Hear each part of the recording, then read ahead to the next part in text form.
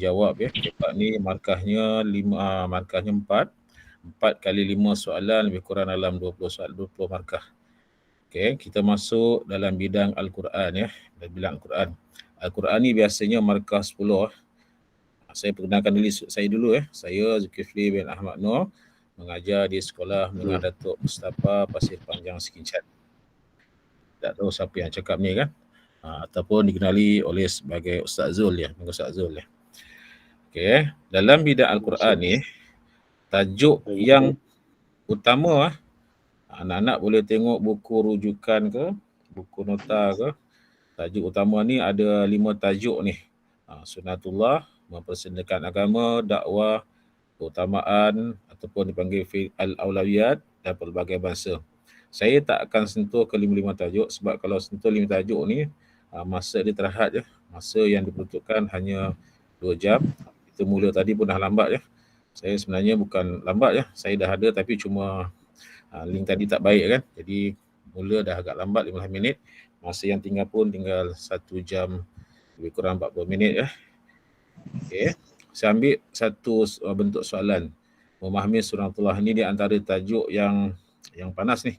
Kalau tengok soalan percubaan negeri-negeri ya, banyak dia menyentuh pada tajuk ni. Dan satu lagi tajuk yang berkaitan tentang kepelbagaian bangsa.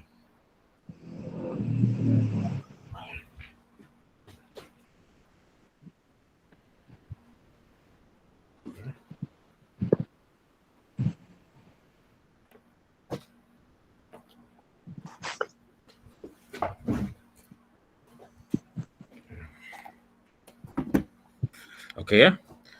Anak-anak boleh tengok buku rujukan ke, buku nota ke, buku latihan yang berkaitan tentang Sunnatullah. Ya, Sunnatullah ni perkara yang penting tu ialah tentang arti dia, Sunnatullah. Kemudian sebab turun ayat. Memanglah sebab turun ayat ni dalam buku teks tu agak panjang tapi tak mustahil keluar dalam soalan ya. Sebab turun ayat. Yang ketiga tentang konsep Sunnatullah sendiri. Kemudian yang keempat tentang kesan memahami Sunnatullah.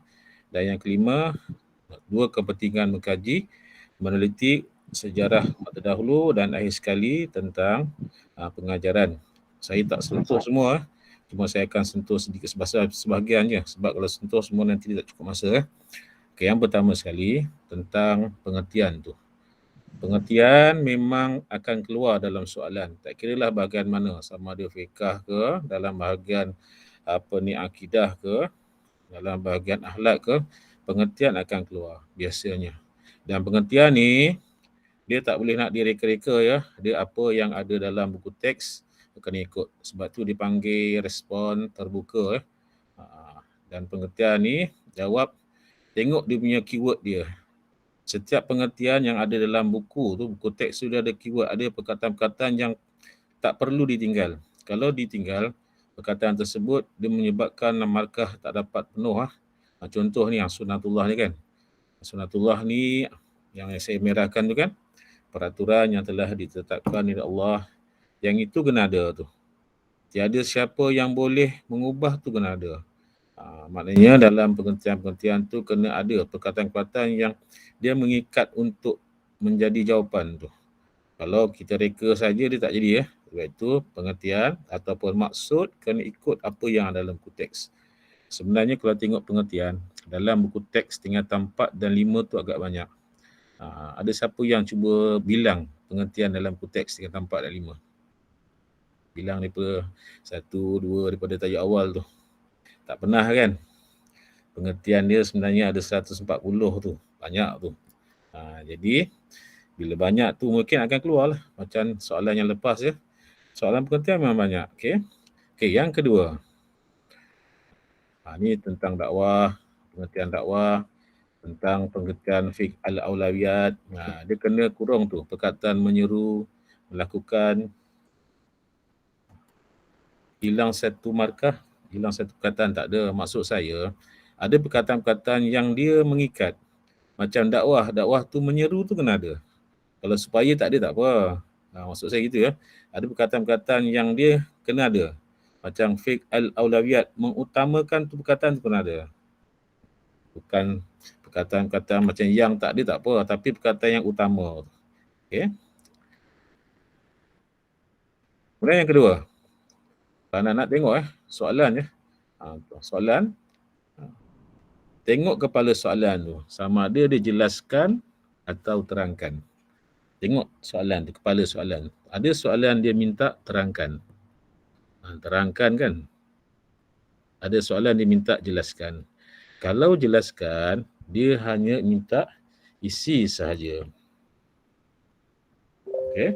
Kalau terangkan, dia nak isi, campur, huraian. Isi dan huraian. Kalau soalan terangkan. Tengok kepala soalan. Macam ni kan, jelaskan dua konsep, maknanya dia nak isi saja. Kalau terangkan dua konsep, dia nak isi dan huraian. Isi dan huraian, okey.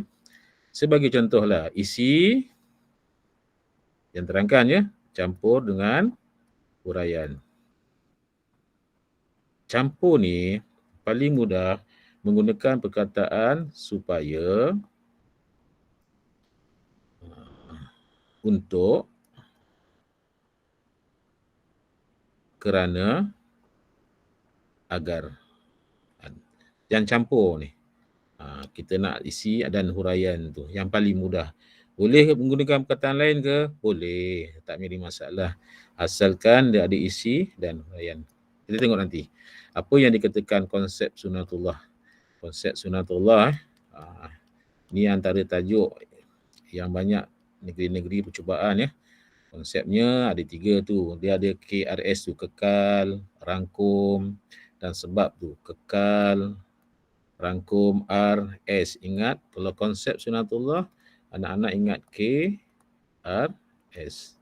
Kekal, sunatullah bersifat kekal dengan izin Allah. Pun nampak dah.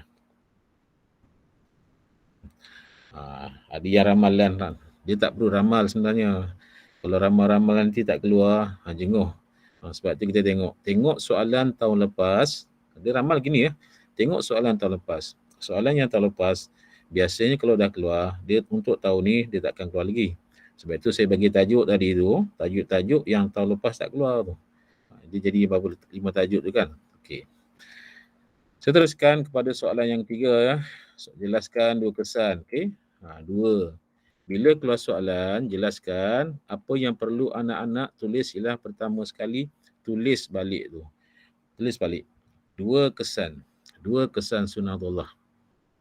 Dia minta berapa? Minta 2. Jawab dalam bentuk mana?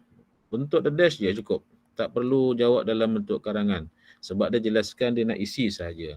Jadi apa nak buat? Yang pertama sekali, tu merancang, menerima ketetapan Allah ya. Tertinggal A. Dan yang ketiga ialah membentuk semangat jihad tinggi. Kalau dia minta 2, saya nasihatkan bagi lebih daripada sepatutnya. Jangan bagi cukup-cukup je. Bagi 4 tak apa, 5 tak apa. Minta bagi je. Sebab tu nanti ada perkara yang kita confuse soalan tu antara perkara antara syarat wajib haji dengan perkara wajib haji, confuse. Mana jawapan yang satu? Salah satu kan? Jadi kita bagi semua. Mudah-mudahan kita bagi tu kan ada berapa tu? Ada 5 campur 6 dan 11 tu. Bagi 11 semua tak menjadi masalah. Nanti dia akan cari yang mana yang betul ya. Untuk soalan yang dia minta 2, kecuali soalan hukum ya. Soalan hukum dia tak boleh kita bagi pilihan. Okey. Teruskan. Dan ini terangkan pengajaran. Pengajaran ni biasanya kalau keluar, dia soalan bonus sebenarnya. Pengajaran kalau keluar, soalan bonus. Kalau terangkan 2 pengajaran lagi dapat bonus, dapat 4 markah kan. Dan pengajaran, tengok kepala soalan Ustaz sebut tadi, mesti ada isi campur huraian. Isi campur huraian. Okey. Isi campur huraian. Okey. Dan pengajaran ni mesti berdasarkan ayat ya. Pengajaran mesti berdasarkan ayat yang dibagi tu. Sebab tu kalau dalam sini ada beberapa pengajaran tu. Satu perkataan sunanun, wasiru fil akibatul mukazibin, bayalun ninas, wala tahinu wala tahzanu in kuntum mu'minin. Ada berapa tu? 1, 2, 3, 4, 5, 6. 6 perkara ni ambil yang mudah. Bukan dia nak semua ya, ambil yang mudah. Yang mudah mana? Ni satu. Kita belajar tadi tentang ketetapan Allah kan. Yang pertama. Yang kedua ni, Wasiru fil ar. Dia berkaitan tentang apa? Mengembara di muka bumi. Yang ketiga, huda. Huda. Pernah dengar perkataan huda kan? Huda ni ialah apa? Petunjuk. Jadi Al-Quran sebagai petunjuk. Jadi terangkan pengajaran dia nak satu je. Kalau pelajar letak 3, Alhamdulillah. Tapi dia nak isi dan huraian. Isi, huraian kan. Yang pertama tadi kan, yakin. Ni yakin dengan pengaturan. Mengembara di muka bumi. Yang ketiga, akibatul. Ustaz sebut tadi kan, yang pertama 2 dengan nombor 4 tu. Al-Quran sebagai petunjuk tu. Petunjuk ataupun kebenaran. Al-Huda, Huda kan. Huda tu petunjuk. Jadi yang ini baru isi ya. Baru isi. Apa nak letak huraiannya? Gunakan yang macam dalam kuteks. Ustaz sebut tadi, ambil yang pertama, kedua dan keempat. Dia ada 6, tapi jangan ambil semua. Ambil paling kurang 3 cukup dah. Mudah tu. Ataupun ambil 2 je, mengembara muka bumi dengan Al-Quran sebagai petunjuk. Terangkan. Okey. Terangkan dengan jelaskan dia tak sama. Ustaz ulang balik semula. Sebab dia yang tanya tu. Terangkan dia nak isi dan huraian. Kalau jelaskan dia nak isi sahaja. Katakanlah soalan ni dibagi apa? Jelaskan pengajaran ayat. Anak-anak jawab, mengembaralah di muka-muka bumi ini pun dapat markah dah penuh. Tapi kalau terangkan, dia nak isi dan huraian. Isi huraian. Tengok dalam konteks macam mana dia buat. Menggunakan perkataan apa? Kita hendaklah meyakini. Kita hendaklah depan tu. Kita hendaklah ni adalah isi kan tadi. Ini isi. Kemudian agar. Barulah huraian diberkati Allah Ta'ala. Okey. Yang kedua tadi apa? Mengembara kan. Kita hendaklah mengembara. Ni isi. Kena untuk mendapat keberkatan. Ustaz sebut tadi kan, ingat tak? Isi campur dengan huraian. Yang ini apa ni? Ini gunakan suka. Supaya, untuk, kerana, agar. Ini tadi kan, untuk. Supaya untuk. Jadi, mudah saja. Ada isi, ada huraian, kemudian baru dapat markah penuh. Sebab dia minta soalan terangkan. Dia tak semestinya kita hendaklah ya, tapi yang paling mudah gunakan perkataan kita hendaklah. Jadi yang dalam ayat ni Ustaz sebut ada 3 tadi kan, mengembara muka bumi. Yang keempat apa tadi? Al-Quran sebagai petunjuk. 2 ambil 2 ni. Al-Quran sebagai petunjuk supaya bahagia dunia akhirat. Yang ini terpulang ni, ikut yang sesuai lah kesesuaian kamu. Kita hendaklah menjauhi sikap lemah. Lepas itu saya kata, kalau soalan tentang pengajaran keluar ni, dia merupakan soalan bonus ya, yang perlu kamu dapat markah sepenuhnya tu. Kalau 2 dapat 2, kalau 4 dapat 4 sepenuhnya.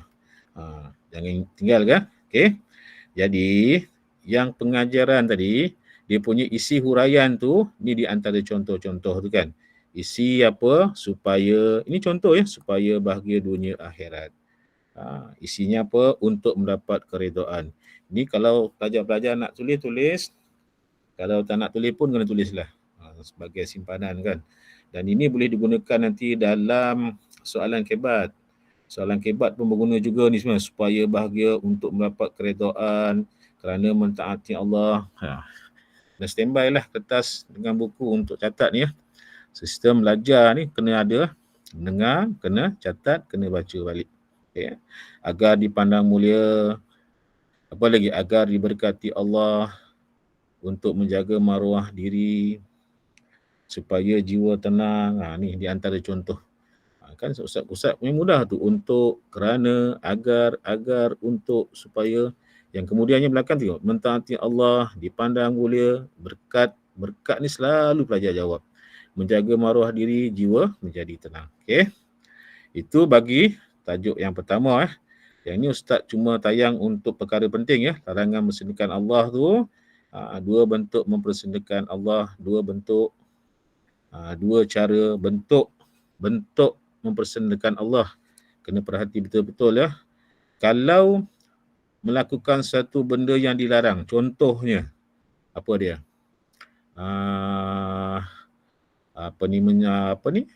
Mencuri kan, mencuri dua bentuk mempersendirikan agama. Mencuri, dia belum lagi bentuk apa dia bentuk dia? Bentuknya ialah bangga dengan perbuatan mencuri ataupun bangga melakukan maksiat. Tidak sembahyang dia bukan mempersendirikan agama ya. Yang dikatakan mempersendirikan apa dah? Mengatakan bahawa sembahyang itu merugikan masa, baru dikatakan bentuk itu bentuk mempersendirikan agama. Melakukan satu benda larangan tu dia belum persendirikan lagi. Hina ulama tu ada bentuk ya. Ini di antaranya perkara-perkara penting ya. Dua cara menjaga kesucian agama. Apa caranya? Caranya dalami ilmu agama. Kesannya dibenci Allah, jiwa tidak tenang, dibenci oleh masyarakat. Ingat ya, apa saja bentuk soalan ya, bentuk soalan kalau dia melibatkan suatu benda yang Allah tak suka, Allah tak suka. Apa saja benda yang Allah tak suka? Jadi ada tiga ni. Satu, benci Allah. Yang kedua, benci masyarakat. Yang ketiga, jiwa tidak tenang. Jiwa tidak tenang. Apa saja bentuk yang kesan. Kesan yang Allah Ta'ala larang kita buat. Kesannya apa dia? Dibenci Allah, dibenci masyarakat, jiwa tidak tenang. Yang ini boleh masuk semua ni. Okey. Dan akhir pengajaran. Begitu juga dengan tajuk dakwah. Tajuk dakwah. Okey. Saya akan beri cepat ya. 3 tuntutan, 2 pendekatan terbaik dalam dakwah. Senaraikan 2 contoh. Okey. Kemudian terangkan 2 pengajaran. Sebenarnya bila Ustaz buka laptop ni, Ustaz nampak yang ni je lah. Yang komen-komen kamu tu Ustaz terpaksa pasang satu lagi laptop ni. Jadi bila Ustaz tengok dua-dua jadi kelang kabut ya. Sebab itu Ustaz, ini tajuk tuningan ke Ustaz? Ya, tajuk tuningan. Kalau pelajar-pelajar ada membeli buku tajuk tuningan ke? Buku tuningan. Ada ke buku tuningan yang macam ni? Buku tuningan kan? Pendidikan Islam, nota tuningan. Rasa ada di antara pelajar yang ada kan? Ada. Gunakan buku tu sepenuhnya tu. Ada pelajar kata ada. Memang itu adalah buku di antara tajuk-tajuk yang belum keluar lagi, yang berkemungkinan tajuk-tajuk keluar, dan buku tu dia merupakan soalan dan bentuk jawapan. Soalan, jawapan. Berdasarkan situasi sekarang lah. Pelajar-pelajar boleh tengok buku tu. Siapa yang buat buku tu boleh tengok dalam buku tersebut. Okey. Ustaz masuk bahagian hadis. Bahagian hadis ada 2 tajuk saja yang tinggal. Iaitu berdikari dan 7 golongan naungan Allah. 2 tajuk ni. 2 tajuk saja. Jadi 2 tajuk ni anak-anak kena prihatin, kena tengok. Sebab mungkin salah satu tak akan keluar. Jadi jalan selamat ialah baca dua-dua. Okey. Ustaz tengok 7 golongan yang mendapat naungan Allah. Ustaz tak sentuh dua-dua. Okey. Yang penting yang pertama tu, apakah maksud naungan Allah? Naungan Allah kan. Yang kedua, 7 golongan yang dapat naungan, siapa dia? Dan contoh-contohnya kan. Siapa dia golongan tersebut? Dan yang ketiga, pengajaran ayat, pengajaran hadis. Ini silap ni, pengajaran hadis. Hadis ya. Okey. Ini maksud hadis kan. Contoh soalan. Katakanlah soalan keluar bentuk macam ni, digariskan perkataan ya. Qalbihi mu'allakum fil masajid. Okey. Lepas tu 2 contoh amalan dalam kalimah bergaris. Yang ni kalau keluar soalan, dia minta kalimah bergaris, memang soalan ni agak payah sikit. Dan biasanya dia ada perkataan-perkataan Melayu yang boleh membantu kita kan. Masajid. Ada 7 golongan kan. Siapa golongan tersebut? Anak-anak boleh buat ya. Imam, adil 1, orang yang beribadat 2, masjid 3, sahabah 2 orang yang bercinta. Lagi apa? Mar'atun, orang yang mengajak melakukan maksiat. Kemudian orang yang sedekah. Satu lagi, orang yang mengingati Allah. Ada berapa ni? Ada 7. 1, 2, 3, 4, 5, 6, 7. Kalau keluar soalan tentang pengajaran, pelajar-pelajar boleh dapat dah, kan? Kalau sedekah ni orang yang sembunyikan sedekah, zikir orang yang siasa mengingat Allah Ta'ala, masjid kan, mana-mana ni pengajaran yang paling mudahkan. Ambil masjid, masjid mudah, orang yang sedekah mudahkan perkataan sedekah tu kan, tasaddaqah, sedekah, zakarah, mengingati Allah, tu kan. Tapi dalam soalan ni diminta kalimah yang bergaris. Apa kalimah garis? Yang berkata yang masjid kan, hatinya sentiasa mengingat Allah. Dua contoh amalan dalam kalimah bergaris. Dua contoh amalan. Ini dipanggil soalan berangkai ya, antara satu dengan dua. Kalau satu ni pelajar-pelajar tak boleh jawab, soalan nombor 2 pun tak boleh jawab. Markah berapa? Markah ada 6. Hilang markah tu. Sebab tu pastikan yang depan tu betul, yang bawah dia ada kaitan tu. Okey. Dalam buku teks ada 7 perkara tadi kan. Pemimpin adil, dia minta contoh pemimpin, ibadah, arti dan contoh-contoh. Yang tadi kan masjid. Masjid dia minta apa? Contoh masjid kan. Aktiviti memakmurkan masjid. Ini soalan mudah dan sebagainya. Okey. Tadi mana contohnya masjid? Masjid ni. Solat berjemaah dengan majlis ilmu. Kalau dia minta tentang sedekah tersembunyi tadi apa? Sedekah secara online banking dengan wakaf. Contoh ni contoh soalan. Okey. Teruskan ya. Ini contoh soalan lain. Soalan apa? Soalan akibat ya. Bersedekahlah walaupun sedikit kerana setiap rezeki dan harta yang kita miliki itu terdapat juga harta orang lain. Dia agak, Ustaz bagi memang cepat sikit, laju sikit ya, sebab masa 2 jam ni sebenarnya tak cukup Berdasarkan pernyataan atas, kemukakan hujah anda bagaimana untuk mendapatkan kesempurnaan dalam amalan tersebut. Soalan kebat, dia soalan jawapan yang agak tersembunyi. Jadi pelajar-pelajar soalan kebat ni kena tenang-tenang, kena baca, jangan sekali. Paling kurang 3 kali. Baca 3 kali, tak dapat baca 4 kali, tak dapat baca 5 kali, tak dapat tukar soalan. Tengok soalan lain dulu, yang tinggalkan. Jangan tinggalkan terus ya, patah balik. Kata, berdasarkan pernyataan di atas, kemukakan hujah anda bagaimana untuk mendapatkan kesempurnaan amalan tersebut. Apa amalan tersebut? Amalannya ialah dia merujuk pada yang atas kan, bersedekah tu. Sedekah. Sebab tu soalan kebat yang utama ialah isi, huraian lengkap dan kesimpulan. Ini yang utama. Kalau pelajar-pelajar tak ada isi, terus dapat huraian, dia tak kena juga ya. Yang pokok pangkal ni, isi ni kena utama ni. Apa isi dia? Dia minta bagaimana. Terangkan bagaimana. Kemukakan bagaimana ni ialah minta cara kan. Cara nak amalan tersebut tu yang sempurna. Amalan sedekah tu sempurna. Apa caranya? Caranya sedekah dengan apa? Dengan ikhlas kan. Caranya sedekah dengan ikhlas. Ni Ustaz bagi contoh jawapan ya. Melakukan sedekah dengan ikhlas kerana Allah supaya dapat meningkatkan keimanan kepada Allah. Ada pattern, ada cikgu yang ajar kat kelas kamu kan, dia kata soalan kebat ni kena ada 3 ayat ataupun 4 ayat. Terpulang, tak ada masalah. 3 ayat ke, 4 ayat ke, pokok pangkalnya ada apa? Ada isi, ada huraian lengkap dan kesimpulan. Ni Ustaz bagi contoh ya. Dalam satu ayat, dia ada isi dan huraian.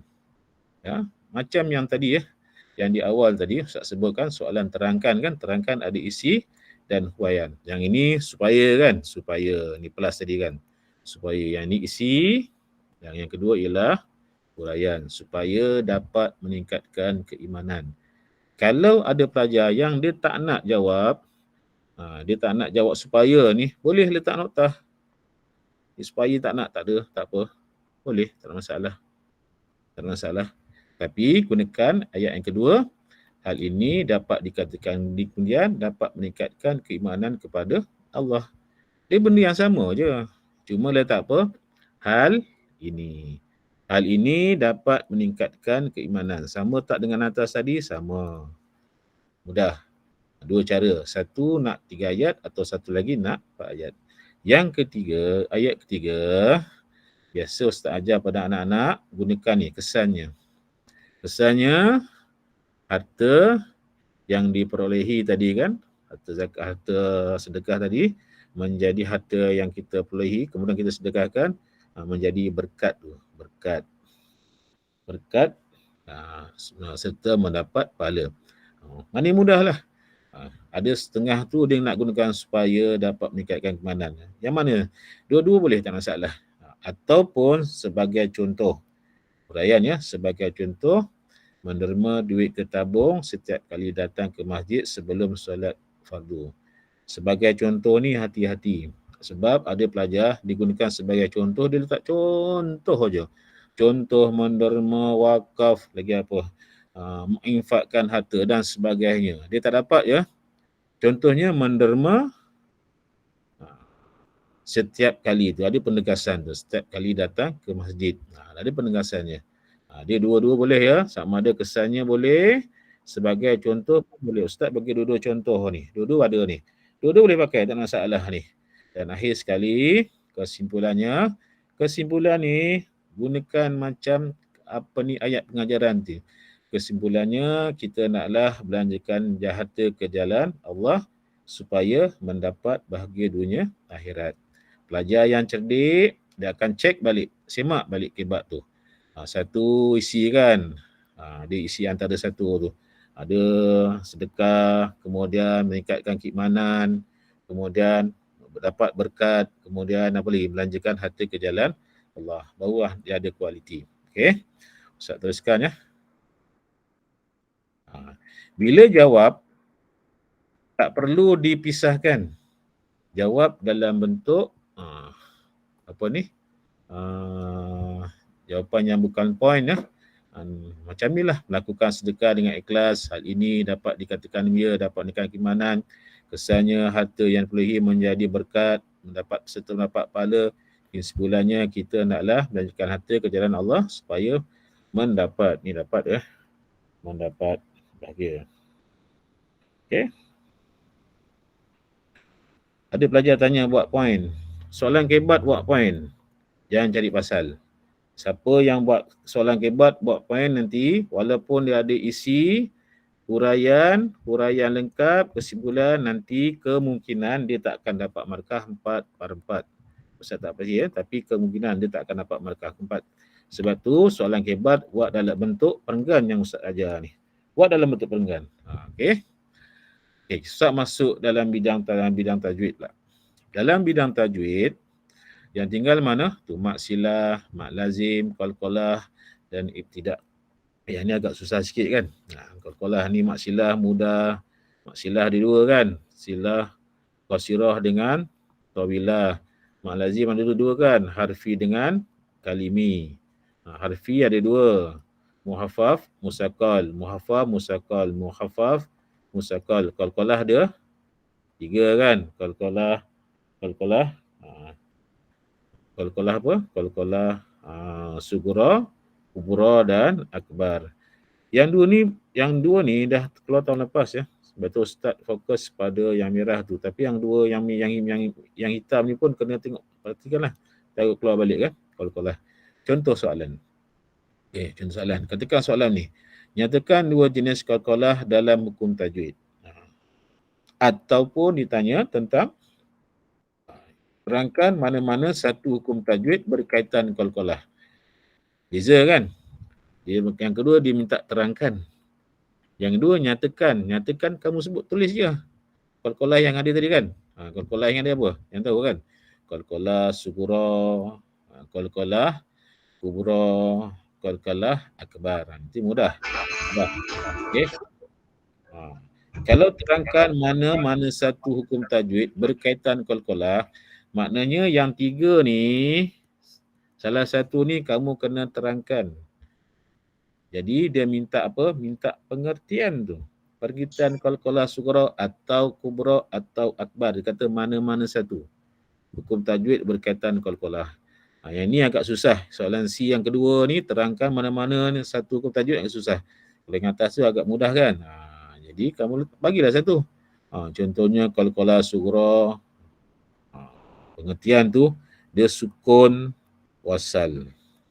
Kalau perhatikan betul-betul ya. Yang bawah dia sukun wakaf. Yang ketiga syahdah wakaf.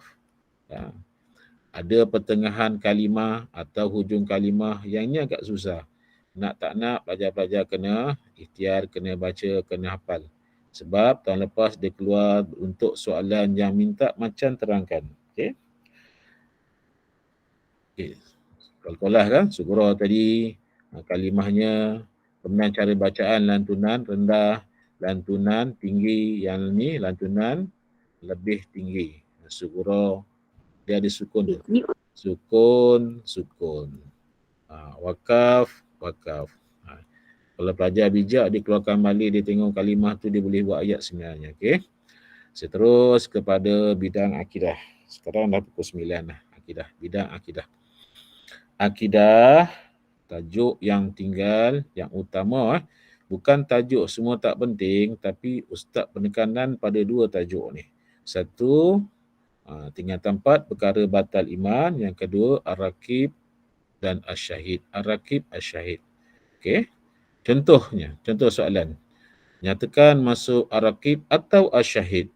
Kemudian soalan kedua, jelaskan dua bukti kefahaman nama Allah ar-rakib, asyahid. Yang tinggal dua.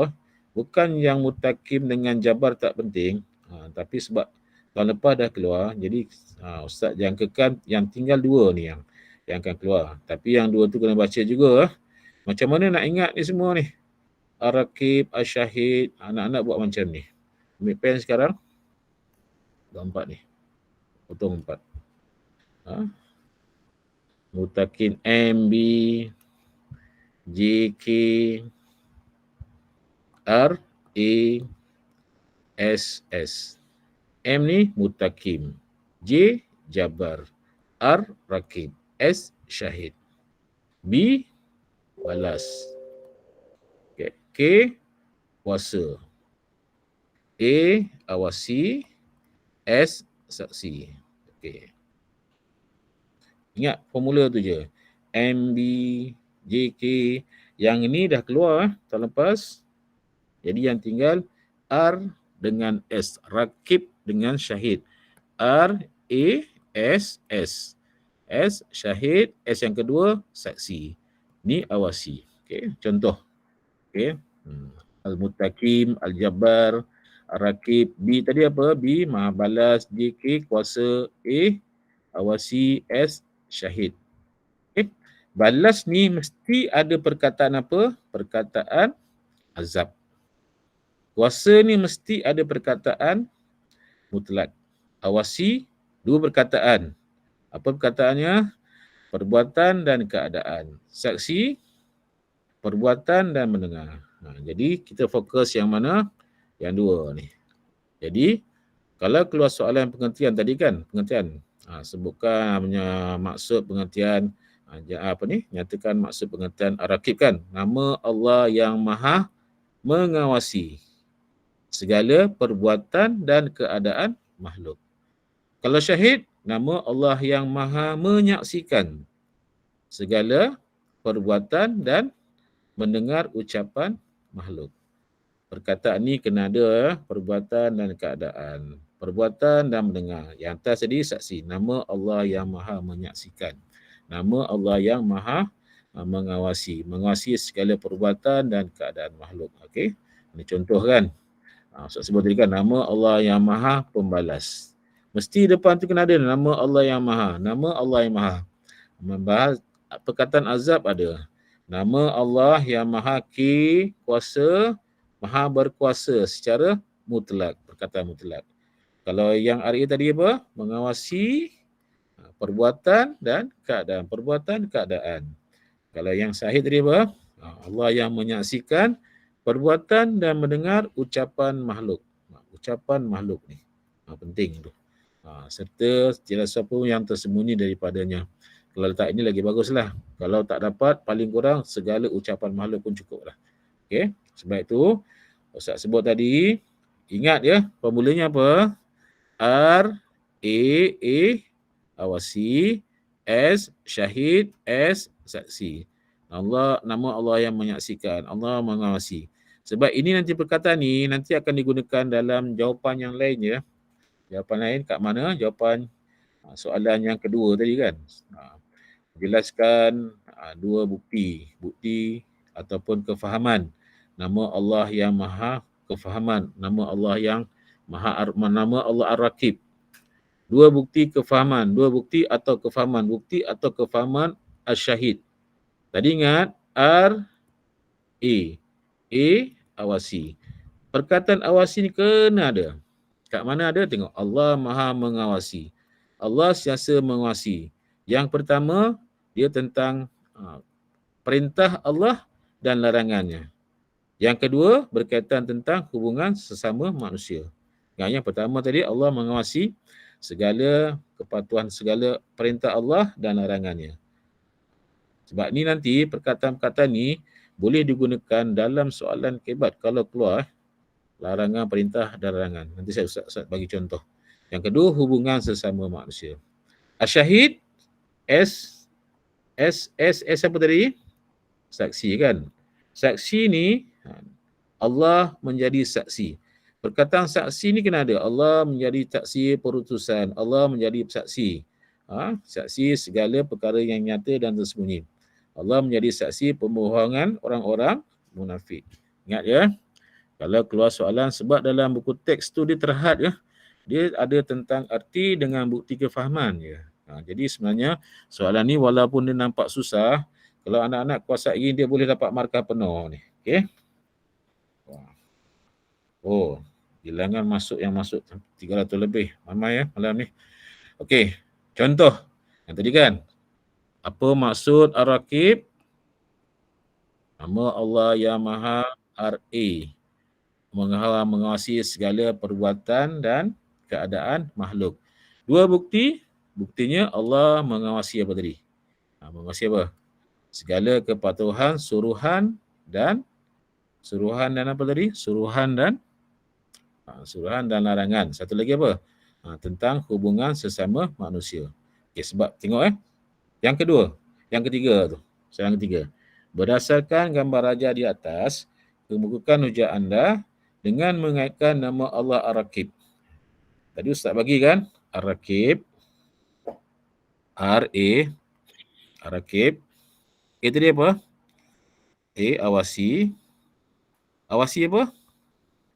Perbuatan dan keadaan kan? Keadaan makhluk. Okay. Kemudian yang kedua, kefahaman kan? Kefahaman ada dua tadi kan? Satu, kepatuhan, suruhan dan tinggalkan larangan. Yang kedua, menjaga hubungan. Ada dua tadi kan? Yang ini nanti, dua bukti ya. Satu patuh, satu hubungan. Yang dua-dua ni boleh dijadikan sebagai jawapan nanti. Ya. Hujah anda dengan mengaitkan dengan Allah Ar-Raqib. Tang mana tu? Okay. Contohnya apa? Okay. Kita tengok soalan kebat. Ini soalan kebat ya. Soalan kebat ya. Nama Allah yang Maha mengawasi. Jadi kan perbuatan manusia lakukan suruhan Allah. Isi dengan menunaikan solat 5 waktu. Okay. Tengok gambar tadi kan. Dengan kepatuhannya, pada kepatuhannya. Patuh tadi kan. Patuhnya solat. Patuh solat. Dengan menunaikan solat 5 waktu. Okay. Di sini dia ada dua dah. Satu isi solat 5 waktu ni pun dapat huraian lah. Hal ini dapat meningkatkan keimanan. Ditambah lagi huraian yang kedua. Tak masalah. Boleh je. Kemudian kesannya, ambil kesan tu. Kesannya solat kan. Solat tadi mencegah kemungkaran dan dapat pahala.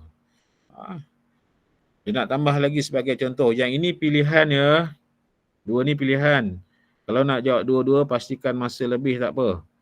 Sebagai contoh, orang beriman sentiasa menunaikan solat 5 waktu tadi kan, gambar tadi. Kerana keyakinan terhadap Allah Maha menyaksikan segala yang diperintahkan. Dia tengok, dia tak boleh sebagai contoh solat, puasa, tak boleh ya. Sebagai contoh solat, yakin. Dan akhirnya, kesimpulannya kita naklah patuh segala perintah Allah dan tinggalkan larangan. Ini jawapan terlalu panjang ya. Sepatutnya kamu ambil mana? Yang pertama ni satu, yang kedua, kalau yang ini tak nak ya. Ini tak nak. Kalau ini tak nak, ambil ni. Hal ini dapat meningkatkan keimanan. Yang ini sebenarnya hal mendapat keimanan ni yang paling mudah ni sebenarnya. Mudah, mana-mana boleh masuk. Dan ambil kesannya. Kesan solat tadi kan.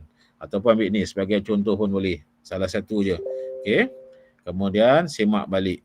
Apa semak dia? Awasi suruhan Allah kan. Suruhan Allah tadi melakukan surah, kemudian solat 5 waktu. Dia ambil sini kan. Solat 5 waktu ataupun meningkatkan keimanan. Salah satu. Ustaz sebut salah satu ya, bukan dua-dua. Kemudian cegah kemungkaran.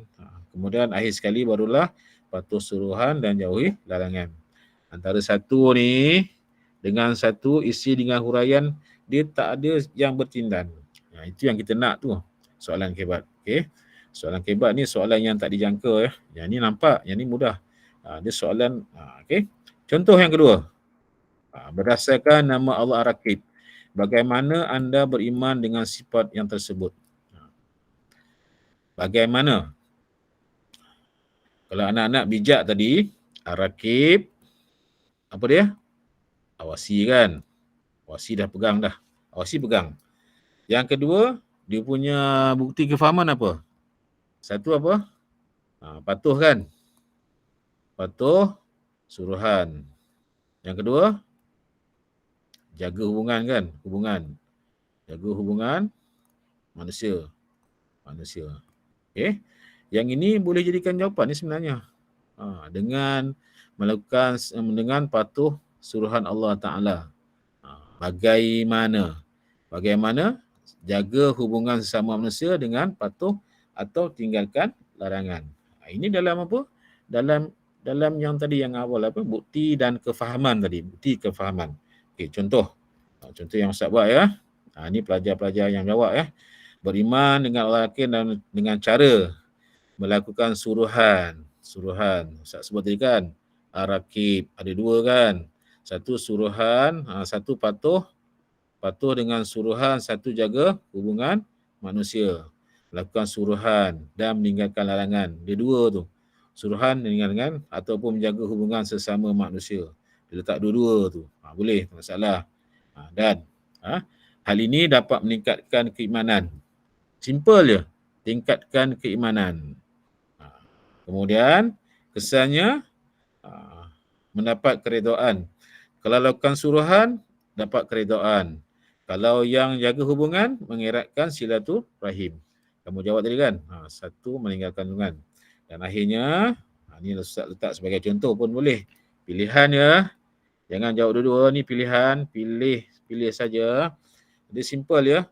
Hal ini, kesannya, atau sebagai contoh yang sekali ialah kesimpulannya. Kita naklah patuh segala perintah dan jauhi segala larangan. Okay. Cek balik kan ada satu benda yang dia berbeza sikit. Dia lain. Pola soalan kebat tu nampak cantik ya jawapannya. Bila jawab dalam bentuk perenggan ya. Perenggan. Jangan dipisah-pisahkan. Ustaz pisahkan ni supaya kamu nampak. Buat dalam bentuk perenggan. Tak perlu ada hash ni, tak perlu HL, tak perlu Tak perlu tak. K pun tak perlu. Yang isi ni tak perlu. Buat macam biasa aja. Dalam bentuk perenggan. Contoh soalan lain tu. Masih dalam bentuk nama-nama Allah kan. Masih terdapat segelintir manusia yang makan dan minum di siang hari dengan sengaja pada bulan Ramadan. Sedangkan mereka mengetahui dengan nama Allah Syahid. Syahid pula kan. Syahid apa? SS kan. Syahid. S, saksi. Berdasarkan pernyataan atas, kemukakan hujah anda, mengapa keadaan ini berlaku? Tengok, baca balik kan, mengapa berlaku. Apa yang kaitannya tentang menyaksikan kan, tentang orang yang tak puasa ni kan. Okey. Sebab apa berlaku? Sebabnya ialah isinya apa deh? IKT. Isinya apa? Iman yang lemah, kurang didikan agama dan terpengaruh. Hal ini kurang terpengaruh dengan sekitar. Ini contoh soalan. Okey. Ustaz pergi soalan yang berikutnya.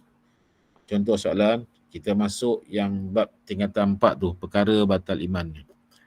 Iman tu boleh terbatal melalui i'tikad, perkataan dan perbuatan, melalui ataupun cara. Iman terbatal dengan cara i'tikad, perkataan, perbuatan. Kalau keluar soalan kan, mana tahu sebutkan dua cara iman terbatal, disebut cara. Cara apa dia? Jawapannya i'tikad, perkataan, perbuatan. Soalan tapi kat sini dia bagi kan. Dua perkara batal iman melalui i'tikad selain uluhiyah. Kamu belajar kan ada berapa? Ada 4 kan? Uluhiyah, nubuwah, ghaibiyah dan syariat. Soalan nombor 3 tu. Nombor 2 ni. Silap. 2 contoh. Dia minta contoh. Pastikan ya, kadang pelajar keliru antara perkara dengan contoh. Contoh, dia minta yang uluhiyah. Uluhiyah ni berkaitan tentang ketuhanan. Tentang Tuhan. Ya. Contoh. Apa contohnya? Okay. Contohnya tu. Ya. Ni, mengingkari atau tidak yakin atau tidak percaya. Mengingkari. Sebab dia i'tikad ya. Tidak yakin atau tidak percaya. Ini berkaitan kepercayaan kan.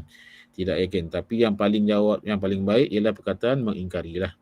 Mengingkari satu, wujudnya Allah. Yang kedua, wujud kuasa lain. Kalau Nabi tentang kenabian. Kalau ghaibiyah tentang perkara ghaib. Perkara ghaib yang kamu ingat apa dia? Jin kan? Jin je nampak jin. Ya? Jin ada kan kisah jin Nusaibin. Jin yang beriman kepada Allah Ta'ala dia. Jin ni ada 3 kan? Syariat. Itu contoh. Okay? Ustaz pergi. Ni perkataan. Contoh perkataan. Soalan yang ketiga tu. Kalau kamu perasan ya, tengok dia minta terangkan 2 kesan melakukan perkara batal iman. Ustaz sebut tadi apa? Segala perkara, kalau larangan Allah, dia minta kesan, apa jawapannya? Paling simple, kalau kamu tak dapat jawab, paling simple apa? Dibenci Allah, dibenci masyarakat, jiwa tidak tenang. Tapi itu masih isi ya, sebab diterangkan. Jadi apa nak buat? Dibenci Allah kerana apa? Dibenci masyarakat kerana apa? Jiwa tidak tenang kerana apa? Contoh kan? Dibenci oleh Allah. Yang ni haram masuk syurga kerana mengingkari rukun iman. Sama aja. Sebab ni dia respon terbuka tidak diampunkan. Amal ibadat kerana. Ambil kerana tu. Sebab soalan dia minta terangkan. Allah benci. Jiwa tidak kerana tenang. Sebab apa? Kerana bergelumang dengan dosa.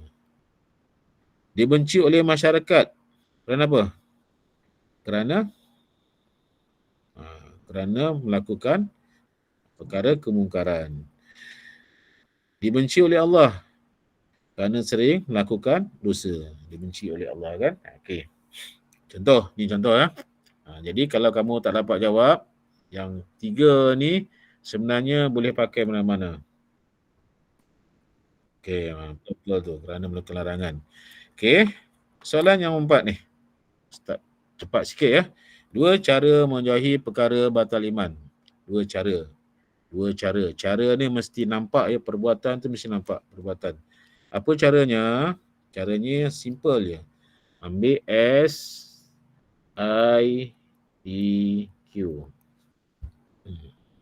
SIDQ. S apa? Soleh. I, ilmu. D, doa. Q, Quran. Cara menjauhi perkara batal iman. Okey. Jadi gini ya. Apa saja perkara yang dilarang oleh Allah Ta'ala, tak kiralah batal iman ke, zina ke, apa ni, merempit ke, minum arak ke, macam mana cara nak jauhkan, jawapannya sama aja. Soleh, ilmu, doa, Quran. Soleh. SIDQ. Soleh. Berkawan dengan orang soleh. I, dalami ilmu agama. D, sentiasa berdoa. Q, membaca Al-Quran. Ingat ya, apa saja soalan, yang ini respon terbuka ya. Cara kita nak jauhkan daripada larangan Allah Ta'ala ataupun perkara batal iman, apa caranya? SIDQ, soleh. Apa caranya? Berkawan dengan orang soleh, dalami ilmu agama, sentiasa berdoa pada Allah Ta'ala, dan banyakkan membaca Al-Quran. Okay. Ini cara kalau kita nak elak. Cara kalau kita nak elak. Tapi kalau cara kita nak kawan melakukan satu benda larangan Allah, apa caranya kata dia? Katakanlah kawan melakukan satu perkara batal iman. Apa tindakan kamu? Cara kamu kata dia. Kawan melakukan benda maksiat, apa tindakan kamu? Caranya apa? Nasihat, lapor, ajak. Nasihat. Menasihati perbuatan tersebut.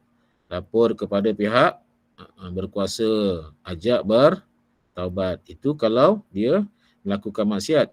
Tapi kalau cara untuk kamu nak perbaiki diri, meningkatkan keimanan. Contohnya, cara meningkatkan keimanan dalam diri. Apa caranya? Caranya ialah amalan-amalan wajib dan amalan-amalan sunat. Okey, betul. Apa amalan wajib? Solat. Solat 5 waktu. Apa lagi? Yang wajib. Yang wajib apa dia? Amar ma'ruf nahi mungkar. Paling mudah tu, amar ma'ruf nahi mungkar.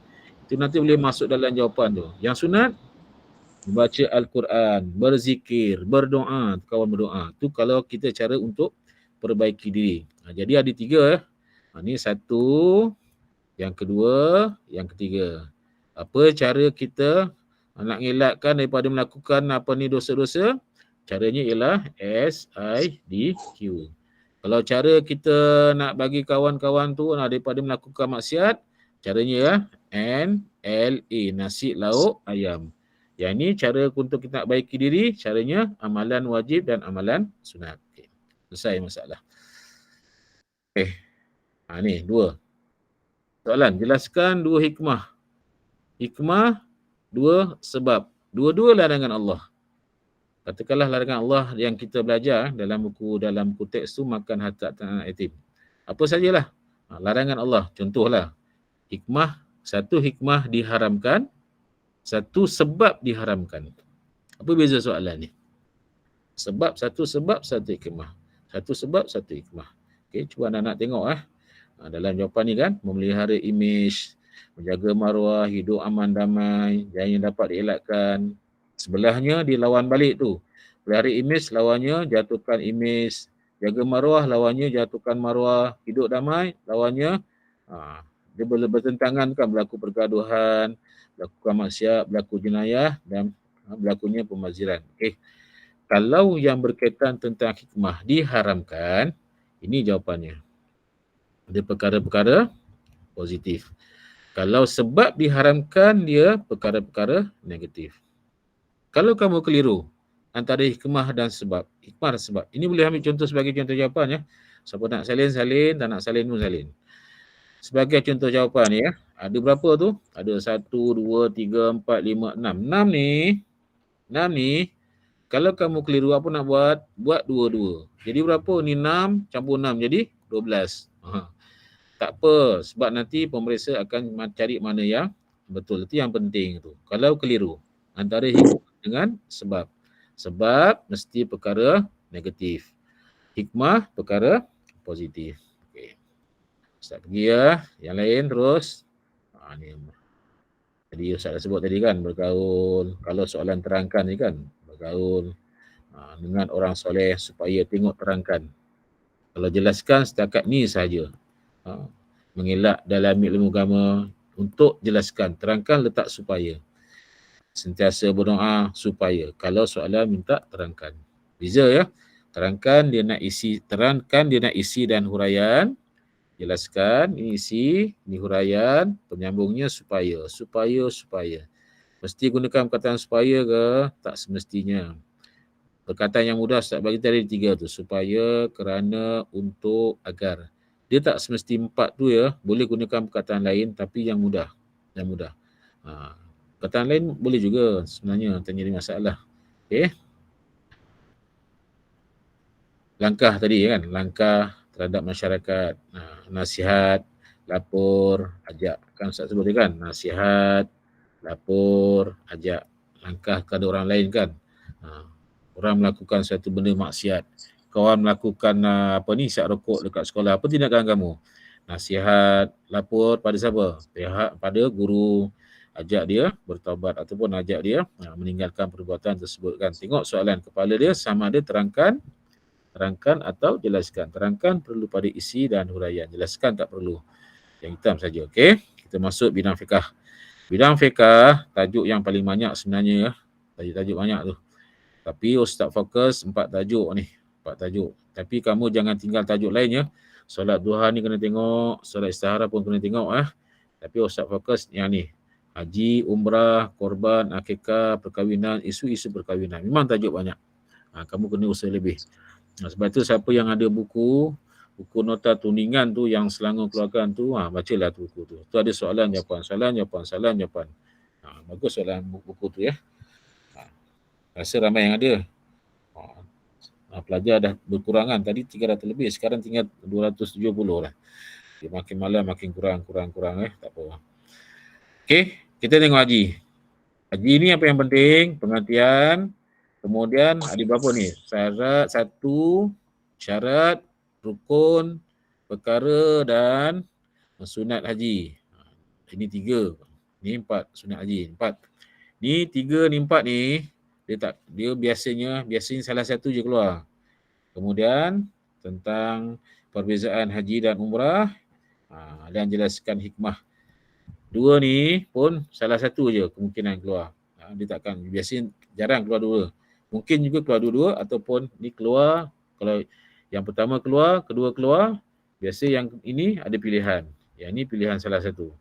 Kalau dua-dua keluar, kalau ni keluar, biasa ini 2 keluar. Contoh, Ustaz bagi contoh Tapi jangan kamu kata, kena wajib keluar semua ke? Tak. Kita tengok. Sebab haji tahun lepas tak keluar, Ustaz jangkakan tahun ni keluar. Pertama, pengertian. Korban pun sama. Korban akikah, masuk dia hukum korban akikah. Kemudian syarat korban, syarat akikah, perkara sunat akikah, perbezaan korban akikah. Korban akikah 2 tajuk ni. Satu haji, yang kedua korban akikah untuk tingkatan 4. Tingkatan 5 lainnya. Okay, kita tengok 2 hikmah korban akikah. Apakah maksud haji? Pengertian ni mesti lengkap. Pengertian Ustaz sebut ni mesti lengkap. Apa yang ada dalam konteks tu. Dia Baitullah Haram pada bulan-bulan haji, mengajarkan ibadat tentu dengan syarat-syaratnya. Kat sini dia ada 4 item sebenarnya. Mengunjungi Baitullah di 1. Kedua, bulan-bulan haji 2. Ibadat-ibadah tertentu 3. Syarat-syaratnya 4. Ada 4 item ni. 4 item ni kena lengkap lah. Kena ambil kajian lah Okey. Okey. Ustaz sebut tadi kan, syarat haji. Syarat wajib haji. Nak mudah kamu ingat apa? Bank Islam Malaysia Berhad. Bank B berakal. Ini ada 2. Satu Islam, satu istita'ah. Ni M, merdeka, B, balik ni. Ada 2 tu. Nak mudah. Ingat Bank Islam Malaysia Berhad. Yang ini, Bank Islam Malaysia Berhad ni boleh diguna pakai untuk syarat wali, syarat saksi. Kalau terdesak, ambil tu. Bank Islam Malaysia Berhad. Apa syarat wali? Berakal, Islam, merdeka, balik. Begitu dengan syarat saksi. Sama. Bank Islam Malaysia Berhad. Okey. Yang kedua, rukun haji. Rukun haji ni, dia tak keluar. Rukun haji. Dalam skrin tak keluar. Rukun haji ada berapa? Ada 6. Nina went to school by taxi. Nina niat. Went wukuf. To tawaf. School sa'i. By bercukur. Taxi tertib. Nina went to school by taxi. Kamu tak nak guna taxi, nak guna Grab, tak boleh. Dia mesti taxi. Nina went to school by taxi. Okey. Contoh. Yang ketiga, perkara wajib haji. Tadi syarat. Ini perkara wajib haji. Apa dia? Ingat semua M. Miqat, malammu, malam ada dua. Malammu, malami. Satu malammu, mu apa? Muzdalifah, Mina.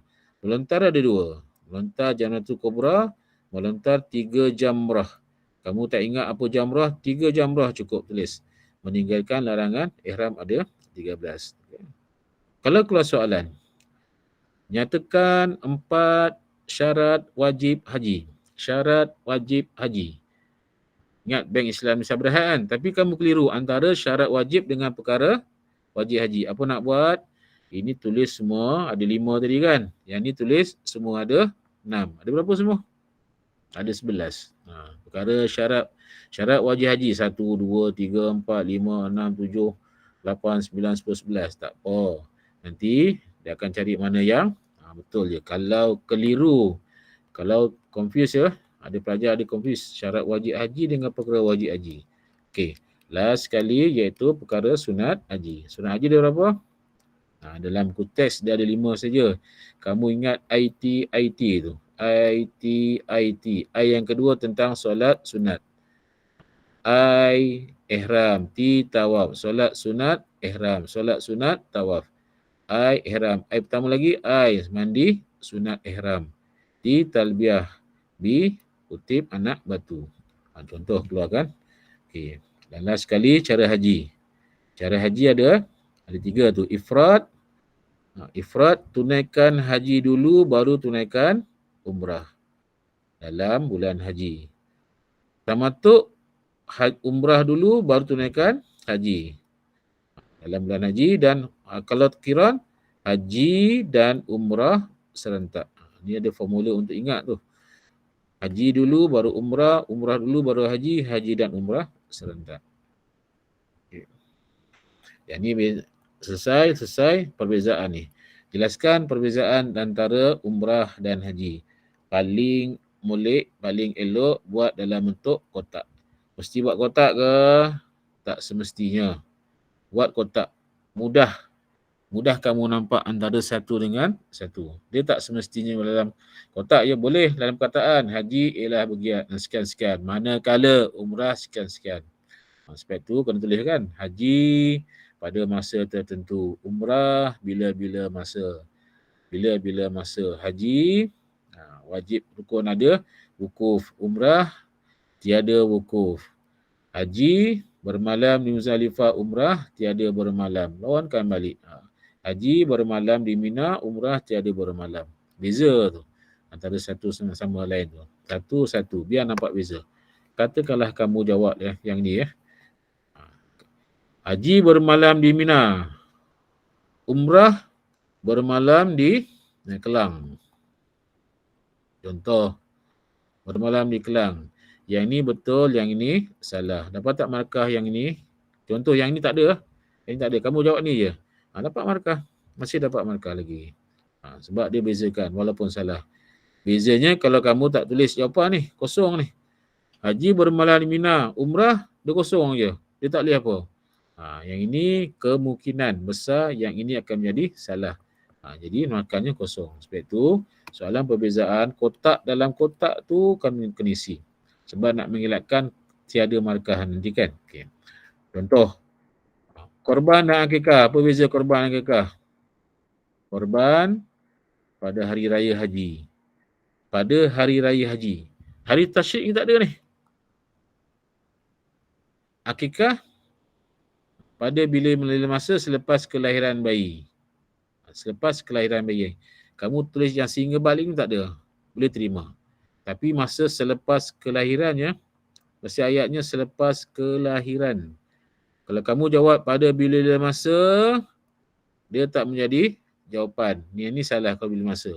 Selepas kelahiran. Ni pada hari raya haji je. Boleh. Mesti kelahiran. Selepas kelahiran. Bila-bila ni tak tahu dalam kandungan. Bila-bila kan. Pun tak boleh kan. Dia mesti selepas kelahiran. Korban, mentah, akikah, dimasak Daging ni masak. Okay. Beza antara fasah dan huluk. Fasah huluk, apa dia bezanya? Kuasa hakim, kemudian yang ini kehendak isteri. Poinnya satu, kuasa pembubaran. Dia bubar kahwin, duduk bubar kahwin, ini melalui kuasa hakim. Yang ini atas kehendak isteri dengan bayaran. Bayar. Kan? Huluk dipanggil tebus talak tu kan. Okey. Masuk yang soalan yang berikut, yang keempat ni. Jelaskan hikmah haji dari aspek rohani dan ekonomi. Okey. Kalau terdesak soalan ya, apa sahaja hikmah yang berkaitan ibadah. Ibadah ya, Ustaz bagi poin ya. Terdesak kamu tak dapat jawapan, ibadah. Contohnya ibadah perkahwinan ataupun ibadah tadi kahwin, satu lagi korban dan akikah kan. Kecuali yang haji ni dia terus aspek rohani. Dia boleh masuk semua, apa dia? Meningkatkan keimanan satu, lagi apa? Mengeratkan hubungan silaturahim, dua, dapat pahala, tiga tu boleh masuk tu, semua hikmah sama tu. Haji dapat pahala, korban dapat pahala, akikah dapat pahala. Haji mengeratkan silaturahim, kahwin dapat mengeratkan silaturahim, kemudian apa lagi? Akikah pun meningkatkan silaturahim. Lagi.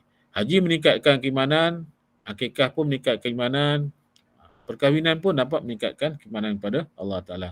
Tapi yang ini dia minta fokus pada rohani dan ekonomi. Sebab dalam konteks ada tu, rohani dan ekonomi.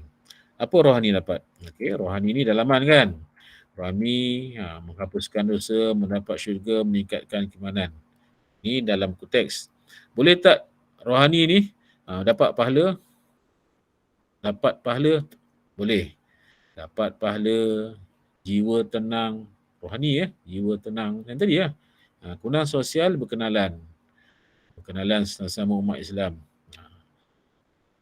Aman damai pun boleh juga. Politik umat Islam kuat, dakwah berkembang, ekonomi sumber pendapatan baru, naik taraf dan sebagainya.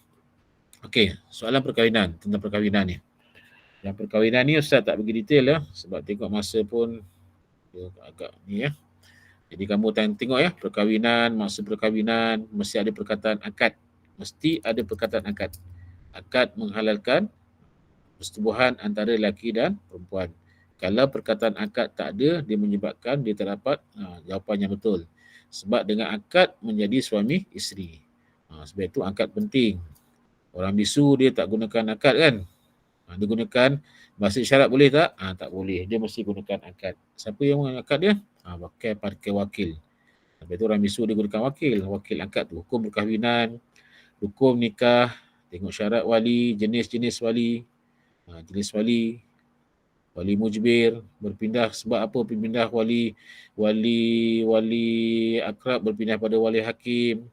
Kemudian golongan wanita haram selama-lamanya ada 3 kan, sebab keturunan, sebab persembahan, satu lagi sebab susuan. Kemudian sementara dikahwini haram kahwin. Tengok balik hikmah perkahwinan dan tanggungjawab suami. Apa tanggungjawab suami? Apa tanggungjawab sebagai seorang isteri? Yang ini penting juga ni tanggungjawab ni, tanggungjawab suami dan tanggungjawab bersama ni. Ustaz tak sentuh semua sebab banyak ni. Talak, dalam talak ada maksud, hukum talak, jenis talak. Dia tak banyak sebenarnya. Dia banyak tajuk tapi dia skop kecil je. Fasah maksud pembubaran perkahwinan tadi kan, atas permintaan suami isteri. Sebab, kesan, kemudian khuluk, maksud, hikmah, li'an ni apa? Sumpah, syarat, kesan. Tengok balik tu, iddah. Tengok tajuk dia banyak tu, tapi sebenarnya dia dalam tu, dia tak banyak. Dia 3 je. Rujuk dan sebagainya. Kamu tengok balik ya. Sebab Ustaz tak boleh nak sentuh semua. Kalau masa diberi peruntukan tu 3 jam, 4 jam Ustaz boleh sentuh. Sebab dia masih tinggal setengah jam lagi ni. Ustaz nak masuk bahagian lain ni. Poligami atau masuk syarat.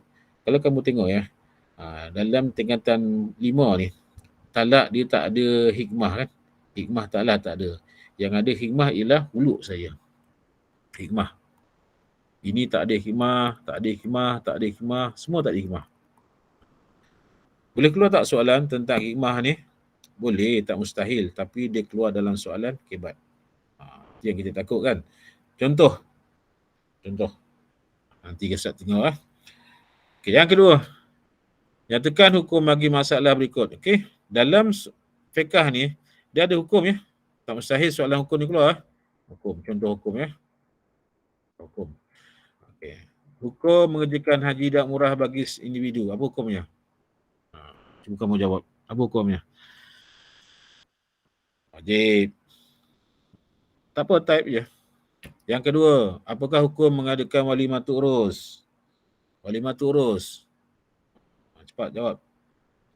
Ustaz tunggu jawapan ni. Walimatul urus. Sunat. Mengadakan walimatul urus. Sunat. Kalau pelajar jawab sunat, dia salah ya. Dia sunat muakkad. Sunat muakkad. Sunat muakkad yang ada tingkatan 4 dan 5, ada 5 saja. Kamu catat ya, notkan. Pertama, mengadakan walimatul urus. Yang kedua, korban. Yang ketiga, akikah pada hari ke-7. Yang keempat, solat sunat duha. Yang kelima, solat sunat gerhana matahari. Jadi, hukum yang berkaitan sunat muakkad hanya ada 5 saja. Jadi, Ustaz sebut apa? Pertama, mengadakan walimatul urus. Yang kedua, korban. Yang ketiga, akikah pada hari ke-7. Pada hari ke-7. Kemudian sunat, apa lagi apa ni? Solat sunat duha dan solat sunat gerhana. Okay, contoh soalan. Apakah hukum memenuhi undangan walimatul urus? Apa jawapannya? Cuba type.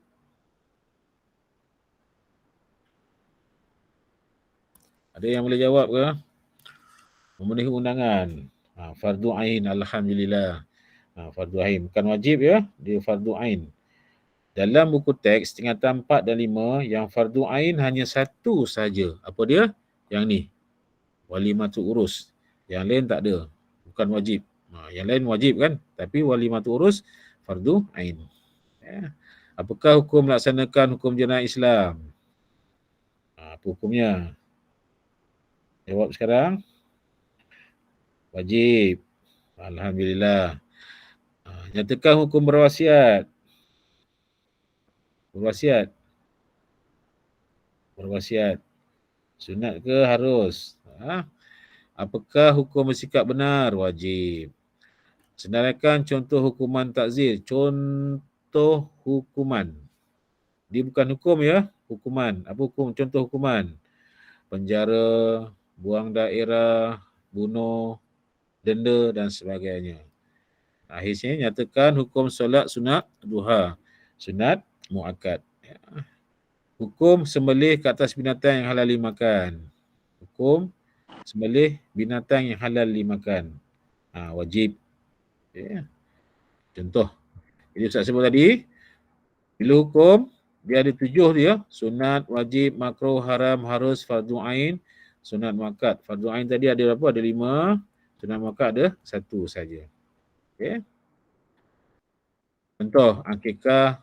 Akikah ni sunat, tapi kali 7 sunat muakkad. Hadir jemputan fardu ain. Sembelih wajib. Amalat harus. Solat sunat duha gerhana sunat muakkad. Fasah harus. Uluk harus. Li'an wajib. Li'an ni bukan layan ni. Edah wajib. Rujuk wajib. Nusus haram bagi perempuan. Poligami harus. Poligami harus ya, bukan wajib. Jangan terwajib pula. Hadanah, penjagaan wajib. Anak angkat harus. Wasiat sunat. Wasiat tadi kan. Faraid wajib. Jenayah Islam wajib. Hukum hudud wajib. Kalau kamu tak dapat je, kamu ambil gambar je, senang. Takzir harus. Takzir hukum harus kan. Okay. Ustaz masuk soalan yang nombor 4 tu. Yang 4 ni, talak. Okay.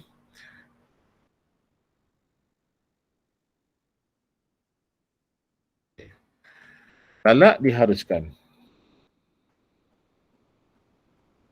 Tak sempat. Talak diharuskan, kalau tak sempat nanti PM saya lah. Talak diharuskan oleh syarat sebagai langkah penyelesaian terakhir bagi mengatasi masalah rumah tangga. Soalan kebat, dia tak semestinya aras tinggi. Kamu kena pegang tu. Soalan kebat tak semestinya aras tinggi. Dia boleh aras sederhana, boleh aras tinggi. Dua tu. Tapi yang ini aras tinggi ya. Ini soalan aras tinggi ni.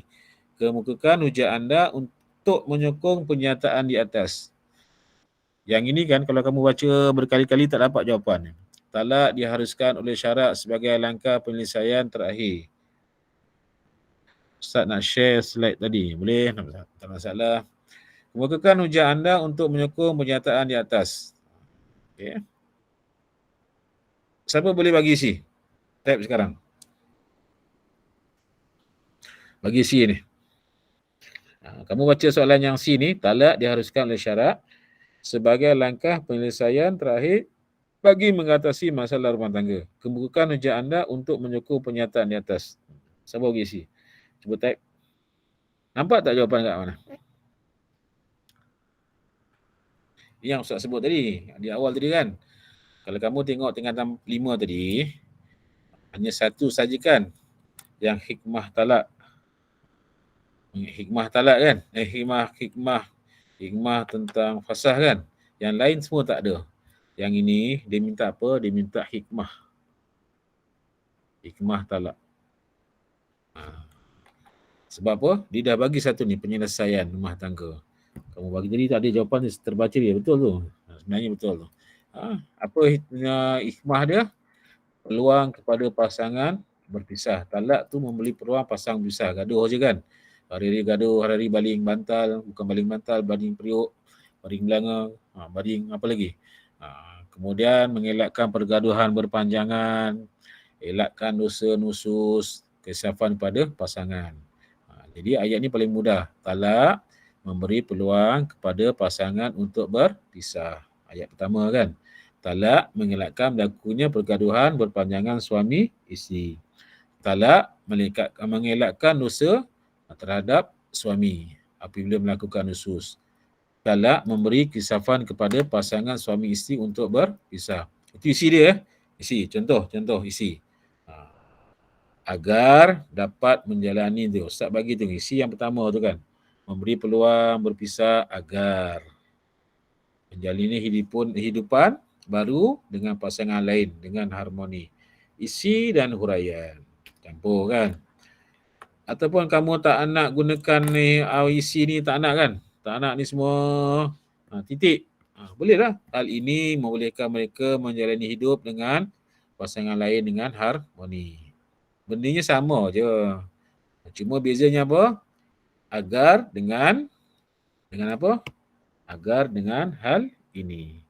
Agar hal ini. Sama je huraian. Okey. Kemudian kesannya. Saya sebut tadi kan. Paling simpel je. Hal ini kesannya dapat mengelakkan perasaan dendam antara satu sama lain yang mendatangkan kemurkaan Allah Ta'ala. Kesimpulannya, kita menjalani kehidupan berumah tangga dengan bertolak ansur supaya mendapat bahagia di dunia dan akhirat. Okey. Zalimis. Oh, betul, tak masalah. Kesannya. Sebenarnya kamu kena banyak buat latihan ya. Latihan ni membina kemahiran sebenarnya. Kalau latihan tak banyak, dia susah sikit ya. Macam matematik. Ramai yang dibuatkanlah buat latihan matematik. Tapi bila peningkat Islam, dia tak buat latihan, dia baca je. Dia tak betul ya. Latihan kena perlu. Buat latihan, kemudian latihan tu kamu bagilah cikgu. Ataupun bincang dengan kawan kan. Baru betul. Okey, simak kebat ya. Peluang berpisah, tiada sefahaman, hubungan harmoni. Kalau nak rajin lah, elak dendam. Kalau kamu tengok ya, bila semak kebat ni, antara satu dengan satu, dia tak ada benda yang dia ulang balik kan. Ulang balik. Sebab itu penting tu. Bertolak ansur supaya dapat bahagia kan. Saya sebut tadi kan. Supaya kena ada tu. Supaya hidup bahagia. Okay. Supaya bahagia. Okay. Contoh. Jadi bila jawab, buat dalam bentuk perenggan. Tak perlu kita pisah-pisahkan ya. Okey, itu yang dikatakan kebat. Kita masuk tamadun. Tamadun ni tajuk paling menyampah. Kan? Sebab dia banyak fakta. Tapi sebenarnya kalau anak-anak tengok tamadun boleh skor. Dengan syarat ikut cara saya. Okey. Tamadun yang tinggal yang utama Khulafa' Rashidin dan Utsmaniyah. Utsmaniyah ataupun Khulafa' Rashidin. Kalau Utsmaniyah kena standby. Khulafa' pun kena ready. Apa nak buat? Kita tengok apa yang penting dalam Khulafa' Rashidin ni. Yang pertama nama khalifah. Apa nama khalifah takkan tak ingat. Mungkin dia keluar tanya soalan, nyatakan 2 khalifah kerajaan Khulafa' Rashidin. 4 kan? Abu Bakar, Umar, Osman, Ali dan Abu Bakar, Osman, Ali. Cukup lah. Ciri kepimpinan dan bukti. Kemudian yang kedua pencapaian sama ada dalam agama, politik, ekonomi, sosial, tentera, pendidikan. Yang ini agak payah sikit. Dia fakta kan? Dan yang ketiga tentang iktibar. Iktibar ni mudah. Kalau keluar kan, ini dah mudah, ini mudah, ni mudah, bukti ni mungkin payah sikit. Jadi paling kurang, pelajar-pelajar boleh jawab dah.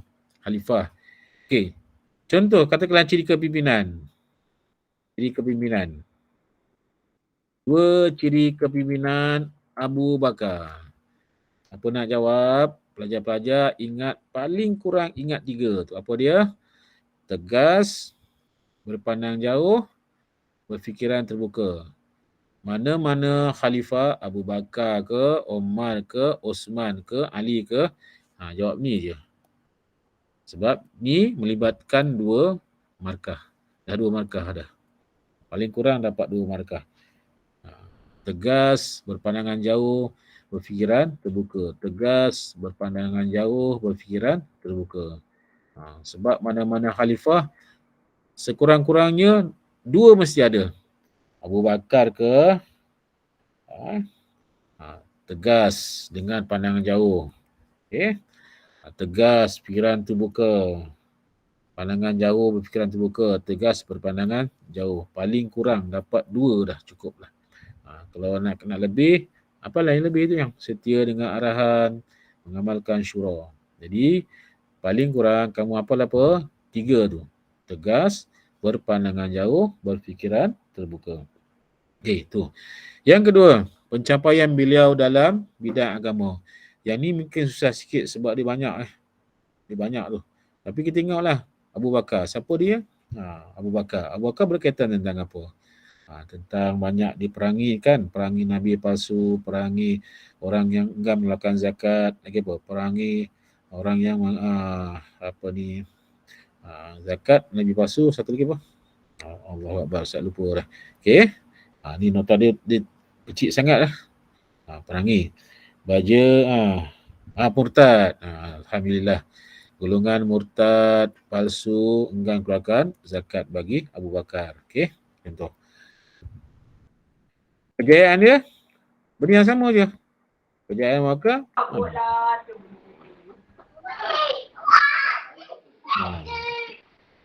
Agama kan. Kejayaan dalam agama tu dan sebagainya. Soalan yang berikutnya. Iktibar. Terangkan iktibar yang boleh diambil daripada pemerintahan kerajaan Khulafa' Rashidin. Kamu kod ni. Iktibar daripada pemerintahan. Ustaz sebut tadi apa? 2 tajuk yang utama ni. Khulafa' Rashidin. Satu lagi apa? Satu lagi kerajaan Utsmaniyah. Khulafa' Rashidin ni dia ada 5. 5 ke 6? 6 tu. Contohi giat usaha dakwah, kukuhkan perpaduan. Kalau Utsmaniyah, ada 5 Okey. Bukan ustaz nak suruh kamu hafal. Kamu ingat yang merah je. Contohi kepimpinan, kukuhkan perpaduan. Utsmaniyah, pilih wibawa, cintakan negara. Mudah je. Ambil 4 je. Okey. Sebab apa ustaz suruh 4? Dia paling kurang. Dia minta 2 je. Dia tak minta 3 pun. Jarang minta 3. Contohi kepimpinan. Tu isi dah. Kalau soalan tengok. Kalau soalan terangkan, kena ada isi dan huraian. Contohi kepimpinan khalifah, kukuhkan perpaduan. Utsmaniyah, pilih pimpin wibawa, cintakan negara. Kalau kamu keliru apa nak buat? Iktibar, jawab semua. Contohi kepimpinan, kukuhkan perpaduan, pilih pimpin wibawa, cintakan negara. Sebab dia seakan sama tu sebenarnya Ustaz pilih tu. Perpaduan, cintakan negara. Kalau keliru, apa nak buat? Kamu jawab 4. Jawapan 4 tu. Contohi kepimpinan khalifah, kukuhkan perpaduan. Pilih pimpin wibawa, cintakan negara. Tengok soalan. Kalau soalan tu terangkan, perlu kepada isi dan huraian. Yang ini baru isi ya. Contohnya apa dah? Kita hendaklah mencontohi kepimpinan khalifah. Pilih pimpin wibawa. Sama je supaya. Ini isi ya, ini huraian. Mulakan dengan kita hendaklah mengukuhkan perpaduan. Tadi perpaduan kan, perpaduan. Kita hendaklah cintakan negara supaya negara aman dan damai. Dia ada pilihan ya, kamu buatlah dua-dua. Tak apa, contohi kepimpinan. Jadi, keluar soalan sama ada Khulafaur Rasyidin ataupun Osmaniyah pun nak buat, kamu jawab yang ni. Ambil yang ni. Terus, empat-empat ni senang mudah. Ya, okey. Kita masuk kerajaan Osmaniyah yang dikatakan susah tu kan, latar belakang dia, perintah sumbangan terkenal, faktor kegemilangan, faktor kemerosotan dan iktibar. Paling kurang yang ini kamu dapat dah tadi. Jadi apa tadi? Ingat lagi. Cintakan negara dengan apa tadi? Pilih pimpin wibawa. Satu lagi apa? Cuba respon sikit, type sikit. Type sikit. Tak ingat? Kalau tak ingat, buat empat-empat tadi. Kukuhkan perpaduan. Ya. Patah balik tadi kan? Pilih kan? Pimpin khalifah wibawa. Perpaduan, cintakan negara tu. Cintakan negara, pilih pimpin wibawa untuk Osmaniyah. Kalau keliru apa nak buat? Empat-empat tu. Empat-empat contoh. Dia empat ni. 1, 2, 3, 4 ni. Kamu jawab 4 je. 4 ni 2 akan betul kan? Okey, contoh. Paling kurang yang iktibar lepaskan. Soalan latar belakang tu. Tengok latar belakang. Tengok 7 ni. 7 perkara kan? 7 perkara. 1, 2, 3, 4, 5, 6, 7. Yang mudah mana? Pertama kan? Yang mudah. Yang mudah nombor 4. Bilangan. Bilangan ni 3, 7.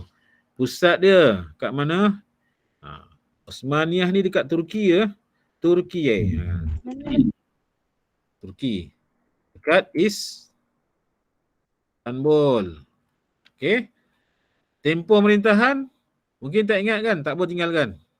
Okey, asal dengan nama asal ni nama Osman kan? Osman bin Urtugul ataupun Ertugul. Ejaan sikit-sikit salah tak apa. Jangan Osman bin Tunggul. Tunggul salah. Osman bin Urtugul. Kan? Ni betul, ni betul, ni betul. Khalifah pertama ambil lagi Osman bin Ertugul. Kawasan pemerintahan ni kamu ingat benua. Benua apa yang kamu ingat kat dunia ni? Eropah. Apa? Asia, Afrika. Benua, ingat benua tu, kawasan pemerintahan. Benua. Jadi secara ringkasnya nama sempena Osman bin Urtugul. Dash. Yang ni tak dapat, tak apa. Kawasan pemerintahan di Eropah, Asia dan yang ni jawab dalam bentuk poin ya. Bentuk poin. Ustaz letak satu ni nak bagi mudah. Poin. Asal nama sempena Osman. Dash yang kedua, kawasan pemerintahan dekat Eropah, Asia dan Afrika. Dash yang ketiga, bilangan pemerintahan 37 khalifah. Dash keempat, pusat pemerintahan Istanbul. Dah ada 4 kan? Istanbul, Bursa,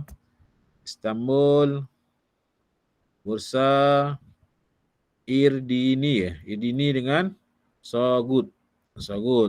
Pusat pemerintahan pertama, Osman bin Urtugul. Dah 2 dah, 3 dah. 1, 2, 3, 4. 4 dah. Sogut. Betul. Jadi paling kurang dapat tak markah? Biasanya dia minta 4 paling tinggi pun. Jadi kamu bagi berapa? Bagi 5. Dapat markah penuh. Okey, itu yang pertama. Yang kedua.